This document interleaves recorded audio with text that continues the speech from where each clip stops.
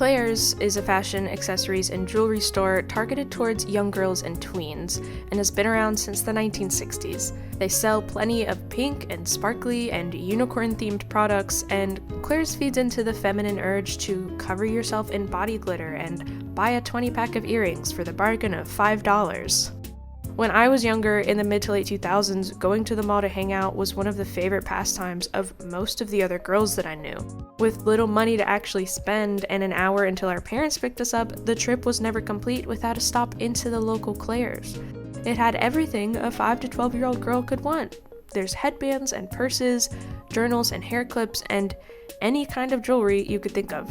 And if those earrings on the rack were the cutest pair you just had to buy, but you didn't have your ears pierced to wear them, you were in the right place, because Claire's would pierce your ears for you right there in the store, too.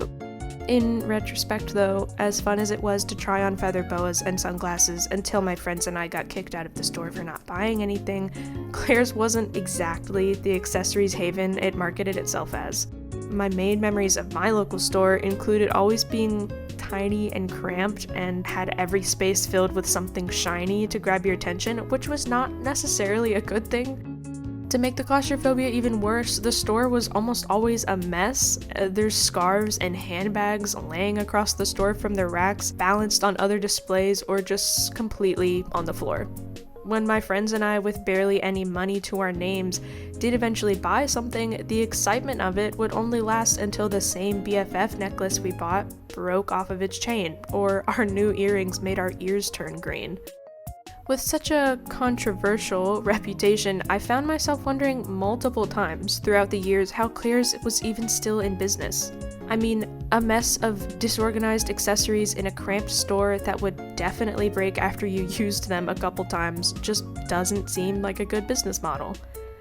More than its faulty physical products, though, I think Claire's has gained an even bigger negative reputation among those in the piercing community. Claire's first started offering piercing services in 1978, and since then it's been a common and convenient source for ear piercings.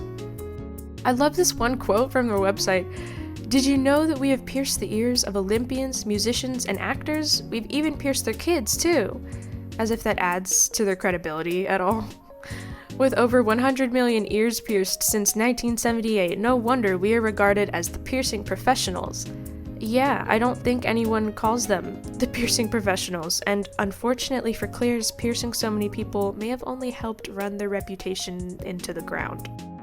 Despite having a very thorough and official 40-minute training session to certify their retail employees as ear piercers, Claire's has become somewhat infamous for being a poor choice for anyone looking for a new ear piercing.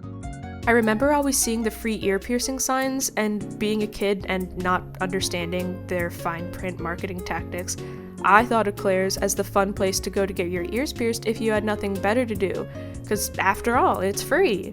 Despite the convenience, there's a lot of claims that the certified piercers seem to have no idea what they're doing, making some piercings crooked or off-center, or causing piercings to become easily infected, with some cases even ending in hospital visits. It seems that even an in-depth piercing training regimen involving piercing a piece of foam can't help Claire's from getting their piercing guns jammed or stuck on their customers' ears and having employees with nails too long to get the job done right. Most Claire's stores offer at least 7 different types of piercings, including the auricle and cartilage. Some locations even offer nose piercings, but no matter the type or location on the body, most people still don't recommend Claire's for the way that they go about piercing their customers. A piercing gun is a type of piercing tool that, as you might have guessed, sort of resembles a gun and is used by piercers at all the Claire's locations. The draw of the piercing gun is that it's easy to load, usually easy to operate, and pierces quickly without the need for as much piercing knowledge.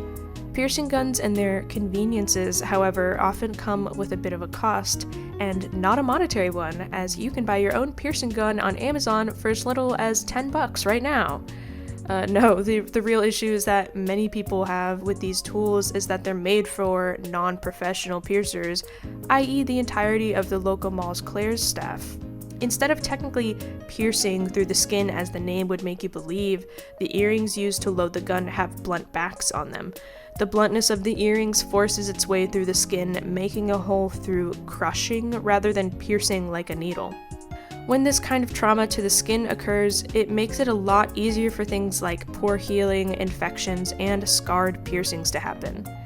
Not to mention that, according to the professional piercing community, while the users of the gun can make sure that the earrings and themselves are clean, the actual gun itself can't be, or at least probably won't be, properly sterilized between uses, making its risk of causing an infection even higher. Some infections, depending on the case, have even ended some people up in the hospital for treatment.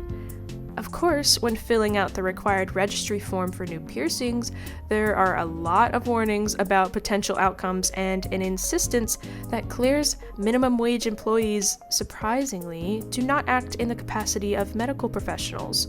They claim to have no link with any issues that may occur after piercing, and the whole registry form is expectedly one big liability sign-off waiver.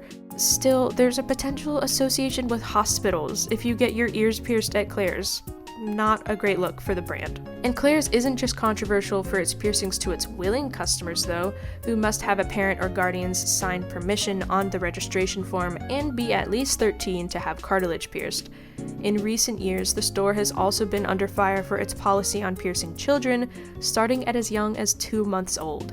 Multiple ex-employees have come forward and stated how upsetting it is to have to pierce the ears of a child that's more than just nervous, but being held down after struggling to get away and voicing their discomfort. The general policy for unwilling children receiving ear piercings is that as long as the parent who signed off on it agrees to continue, Claire's has the right to go ahead with the piercing, no matter what the child has to say about it. Claire's does have the right to refuse a piercing if they believe it can't be done properly, but according to a few ex-employee stories, most managers would prefer to count the sale to meet quotas before refusing to pierce an upset child. Okay, so maybe you don't want to get your ears pierced by a 16-year-old at their first retail job. Claire's has plenty of other stuff to buy though. What about the makeup? There's a lot to choose from, everything from eyeshadow and blush to those plastic flip phones filled with goopy lip gloss that they still make for some reason. I don't think most kids born within the last 10 years will even know what the shape is supposed to be. They do make a modernized set that's meant to resemble a smartphone, which, even though I just dogged on the style, makes me nostalgic for the poor goopy flip phones that are getting phased out. With so many colors and variations, how could you go wrong with makeup? Well, if it had asbestos in it, I guess. In early 2018, the Food and Drug Administration of the US, or FDA, tested a few samples of makeup products from Claire's, and after finding trace amounts of asbestos in the samples, the FDA warned consumers against buying the products, and Claire's took the makeup in question off the shelves. Claire's didn't make the move to recall the products though, which would be an official request from the store to return the makeup if it was purchased, since it might have a cancer-causing carcinogen in it. Not only did Claire's not issue a recall, but actually questioned the FDA's findings. After claiming its products were safe, the corporate team said that the FDA's tests showed significant errors and that the FDA must have mischaracterized fibers in the products as asbestos. Even Jojo Siwa had to eventually get involved when 2 more products tested positive for asbestos in 2019, and one of her branded makeup sets were among the products. Fortunately, Jojo assured everyone that she and her team were taking the situation seriously and were working to get the products off the shelves and refunds issued, even if the product was opened or used. I can understand not wanting bad press or losing revenue, but Claire's markets to kids. To so boldly just say, nah guys, our asbestos makeup only maybe had asbestos in it. Stop calling it asbestos makeup. And by the way, the FDA doesn't know what they're talking about. Instead of just doing the right thing is just a bad move, all around. The worst part is that the FDA couldn't force them to make a better move either. There are currently no legal requirements for any cosmetic manufacturer to test their products for safety, and there's no requirements for those same manufacturers to comply with FDA authority to recall the products. These couple of instances weren't even the first times that Claire's had been alleged to have asbestos in its products. Okay, so stay away from the ear piercings and probably the makeup just for good measure. But you're still forgetting that Claire's has so many more products to offer, like pen with fur on top, and tiny infant unicorn toy. I know that these are actually very valid products within the young girl market, even if they're not my thing. It's not uncommon for most stores to source most, if not all, of their items from Chinese manufacturers though, which most of the time will make them cheap and janky. Even if tiny infant unicorn toy is okay, there's still a concerning amount of Claire's items that just aren't. Jewelry, infamously, will often fall apart upon wearing it. Toys will break into pieces. Nail polish just won't dry. Backpacks and water bottles... Okay, I guess you get the idea. Again, it's unfortunately not uncommon in today's capitalist society to get Wish.com quality even when paying the Claire's.com price. Claire's isn't the first mass and cheaply produced product retailer, and it certainly won't be the last. That being said, with its current track record, it's just another bad move for Claire's after already racking up a few others. Claire's made so many bad moves, in fact, that the store eventually filed for bankruptcy in 2018 after accumulating $2.2 billion in debt. At that point, the chain was 56 years old, and some people blamed their financial failure on not moving with the times. Kate Omrod, a retail data analyst, said that the teens who used to shop at Claire's have outgrown it and it's becoming slightly irrelevant. It just doesn't have that cool factor that a lot of other retailers have, which will appeal to the teen market more.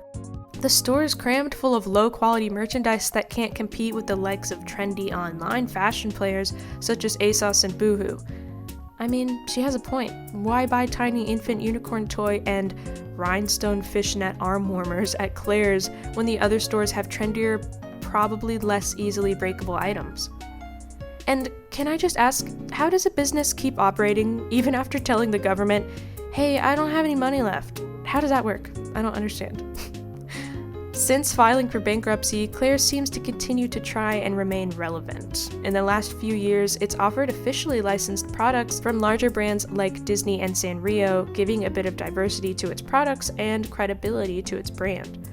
And for Gen Z, there's chokers for your Y2K fashion, trendy toys like Squishmallows, mini brands, and Poppets, and makeup sets that are more mature, reminiscent of the makeup that kids might see their favorite influencers use, and that are hopefully asbestos-free. Claire's has also jumped on the social media train, most notably with a sparsely filled YouTube channel that has a few promotional videos, style tutorials, and weirdly, some of those 3D rendered, oddly satisfying videos with the soothing music and squelchy sounds.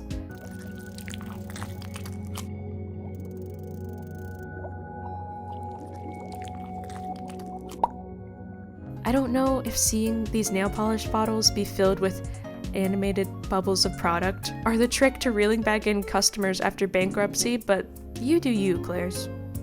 I know I've been ragging on them, but to the credit of Claire's, I think part of their failure comes from an inevitably evolving timeline. Mall culture in general isn't what it once was in the 1980s when it took off, and it definitely isn't what it was back in the 2000s and 2010s when I would visit Claire's.